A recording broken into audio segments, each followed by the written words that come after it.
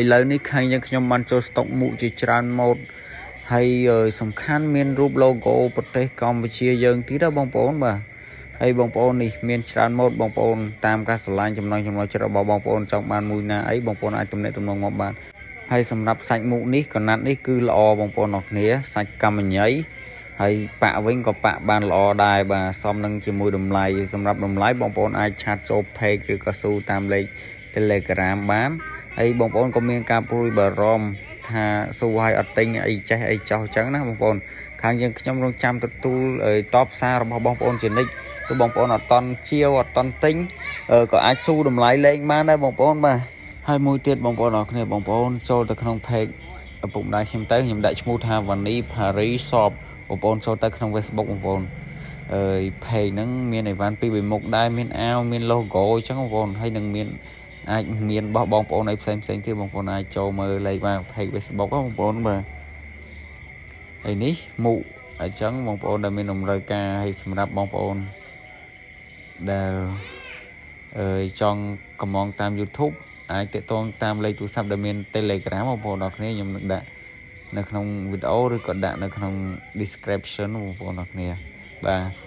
ហើយវីដេអូសម្រាប់ YouTube គឺមាន3នាទីបានអាចដាក់ជាវីដេអូបានអញ្ចឹងបើសិនយើងធ្វើបញ្ឈរក្រោម3នាទីទៅជា short វិញអញ្ចឹងបងប្អូនអរគ្នាហើយនេះបងប្អូនខ្ញុំបន្ថែមឲ្យគ្រប់3នាទីឬក៏លើសហ្នឹងទៅបងប្អូនមាន logo ដែរបងប្អូនដែលត្រូវការអាចទំនាក់ទំនងមកបានបាទហើយតមុខទៀតទៅតិចខ្ញុំនឹងដាក់កង្ហារមួយទៀតដែរបងប្អូនអរគ្នាកង្ហារតម្លៃ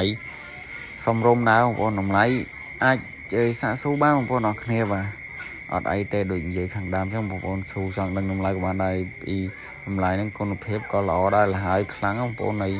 តម្លៃវិញក៏មើលទៅគូសមដែរបងប្អូនបាទ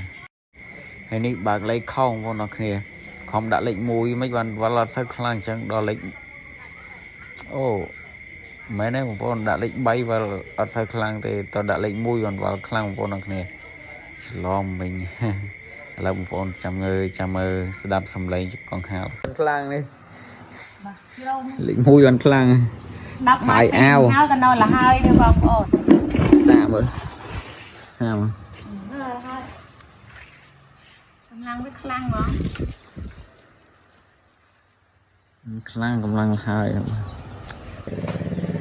នេះបងប្អូនអរគ្នាចង្ហាលបងប្អូនមើលទំហំម្នាក់ដៃនេះទំហំដៃ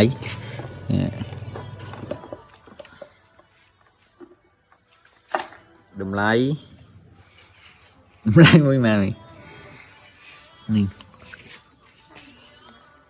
ហើយតិចទៀតចាំយើងដាក់បវល